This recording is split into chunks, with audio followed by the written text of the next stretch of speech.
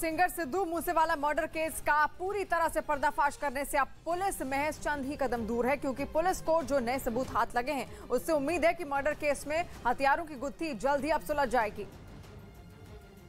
और ये नए सबूत हैं विदेशों में बने ये 2 हथियार, जिसे पंजाब पुलिस ने हथियार सप्लायर संदीप कालो के ठिकानों से बरामद किया है।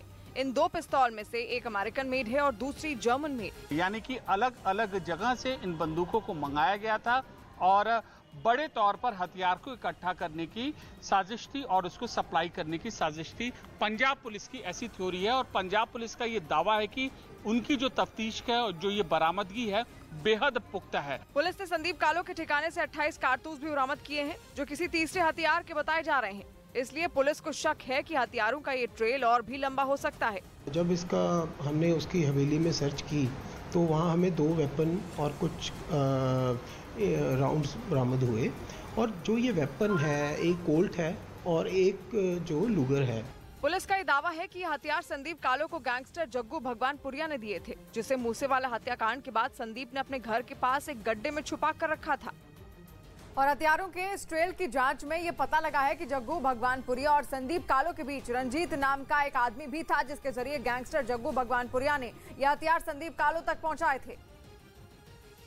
लेकिन रंजीत फिलहाल फरार है, किसी को नहीं मालूम कि वो फिलहाल कहां है। कि इसका एक और साथी रंजीत है जो अभी रह गया है कि जग्गू भगवानपुरिया से तो लिंक है ही है, बट हमें इसका फोन भी मिला है, तो उससे भी देखते हैं हम। पुलिस के मुताबिक 19 मई को जो हथियार शूटरों के पास पहुंचे थे उसमें संदीप कालो की बड़ी भूमिका थी। इसलिए संदीप को इस बात की जानकारी जरूर होगी कि मर्डर के प्लान में कौन सा शूटर किस हथियार का इस्तेमाल करेगा। फिलहाल लुधियाना पुलिस को संदीप कालो की 7 दिनों की रिमांड मिली है, जिसमें पुलिस संदीप का इन्हीं सवालों से सामना कराएगी।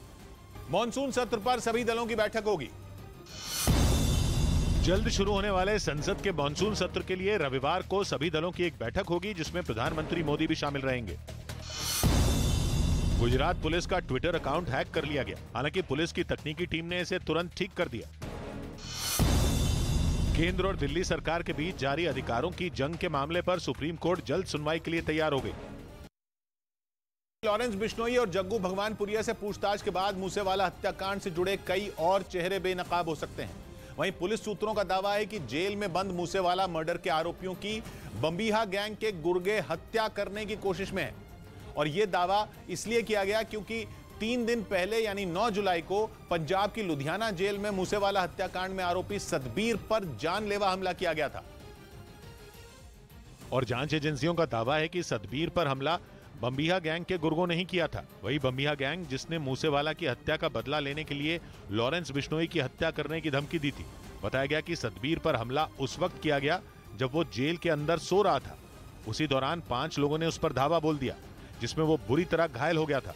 सतबीर पर आरोप है कि मूसेवाला की हत्या करने के लिए उसने न सिर्फ हथियारों की सप्लाई की थी, बल्कि उसी ने अपनी फॉर्च्यूनर कार से 3 शूटरों को भटिंडा तक पहुंचाया था। सतबीर पर आरोप है पंजाब पुलिस के मुताबिक कि उसी की फॉर्च्यूनर गाड़ी से जो शूटर थे वो भटिंडा पेट्रोल पंप गए थे और उनको हथियारों की सप्लाई हुई थी। इस हत्याकांड में सतबीर का नाम तब सामने आया जब पंजाब पुलिस ने गैंगस्टर लॉरेंस के नजदीकी और उसके गैंग के लिए काम करने वाले बलदेव चौधरी से पूछताछ की थी, जिसमें बलदेव चौधरी ने पंजाब पुलिस को यह बताया था कि अमृतसर के रहने वाले सतबीर ने ही शूटरों तक हथियारों की डिलीवरी की थी। इसके बाद पुलिस ने सतबीर को 29 जून को गिरफ्तार कर लिया था और दावा है कि उसके पास से पुलिस को एक पिस्तौल भी बरामद हुई थी। लेकिन 9 जुलाई को लुधियाना जेल में उस पर जानलेवा हमला कर दिया गया।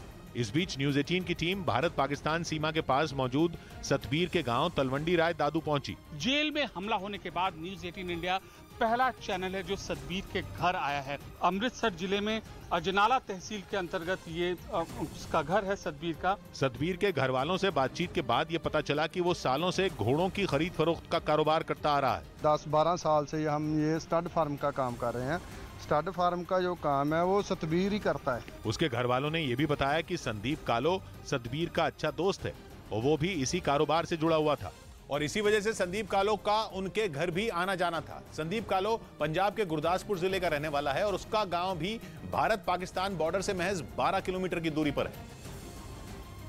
और इसी वजह से जांच एजेंसियों को यह शक है कि पाकिस्तान से संदीप कालो और सतबीर के पास ही हथियार आए थे, और दावा है कि संदीप कालो ने सतबीर के साथ मिलकर ही उन हथियारों को मूसेवाला के कातिलों तक पहुंचाया था। लेकिन सतबीर के घर वाले उस पर लगाए सारे आरोपों से इनकार कर रहे हैं। उनका कहना है कि सतबीर ने संदीप कालो के कहने पर 3 लोगों को सिर्फ लिफ्ट देकर बठिंडा पहुंचाया था। सर साजिश है ही साजिश है, क्योंकि बेटे को 19 मई को घर से बुलवाया गया है फोन करके कि सतबीर गाड़ी लेकर आओ। लेकिन पंजाब पुलिस का कहना है कि सतबीर मूसेवाला के कत्ल के 10 दिन पहले संदीप कालो के कहने पर बठिंडा गया था और उसी दिन उसने शूटरों को हथियारों की डिलीवरी की थी। जांच एजेंसियों का दावा है कि 29 मई को सिद्धू मूसेवाला की हत्या के बाद संदीप कालो ने सतबीर को अंडरग्राउंड होने के लिए कहा था।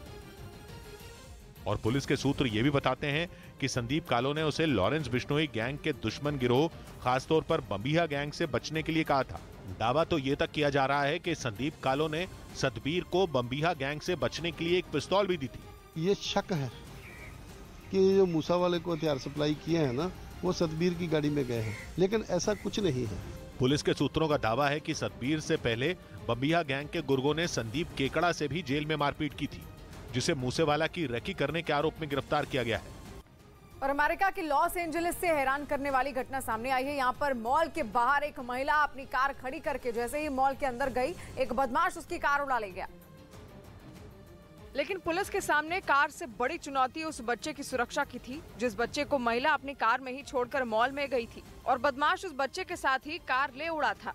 पुलिस ने काफी दूर तक कार का पीछा किया। ड्रोन कैमरे भी कार के पीछे लगाए गए थे। पुलिस भी लगातार उस कार का पीछा कर रही थी, इसीलिए कार चोरी करने वाले बदमाश के लिए भाग निकलने के सारे रास्ते बंद हो चुके थे।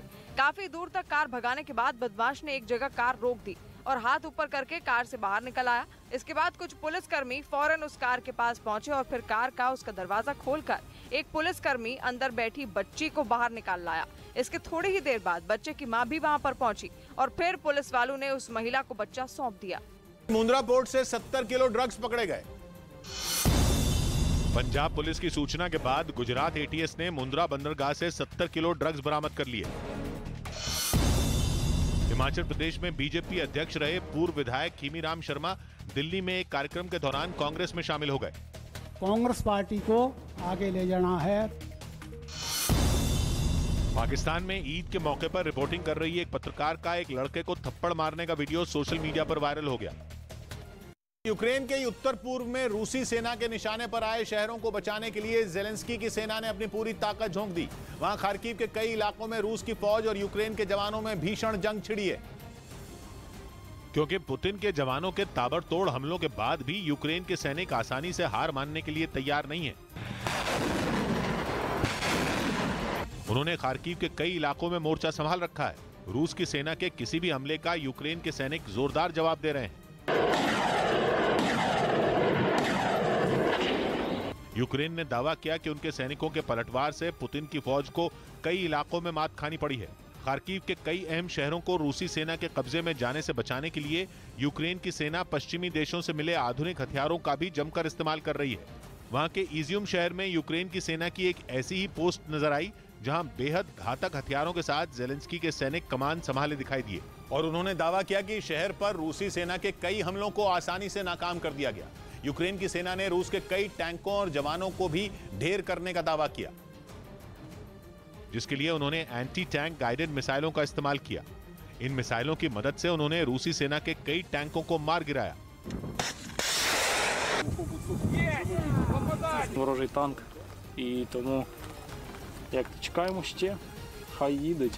इसके साथ ही यूक्रेन की सेना की पोस्ट पर बड़ी संख्या में जैवलिन मिसाइलें भी दिखाई दी।